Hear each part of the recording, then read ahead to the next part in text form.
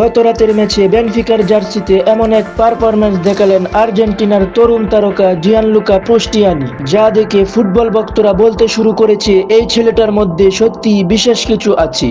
ম্যাচের শুরু থেকেই বাম দিক দিয়ে বারবার প্রতিপক্ষের রক্ষণ ভেঙে ঢুকে পড়ছিলেন প্রোস্টিয়ানি। তার পায়ের ড্রিবলিং, ছোট ছোট টাচ আর দ্রুত সিদ্ধান্ত সবকিছুতেই ছিল আত্মবিশ্বাস। আর তারপর এলো সেই মাহেন্দ্রক্ষণ মুহূর্ত।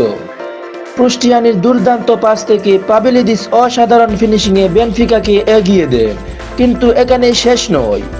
দ্বিতীয়ার্ধে নিজেই গোল করে ম্যাচে আবারও বেনফিকাকে এগিয়ে দেন প্রোস্টিয়ানি। তার শটটি ছিল এতটাই নিখুঁত যে বল সরাসরি পোস্টের গোড়ায় গিয়ে জালে জড়ায়। শুধু গোল আর অ্যাসিস্ট নয়, পুরো ম্যাচ জুড়েই তিনি ড্রিবল করে সুযোগ তৈরি করেছে, সতীর্থদের খুঁজেছেন এবং একের পর এক আক্রমণ তৈরি করেছে।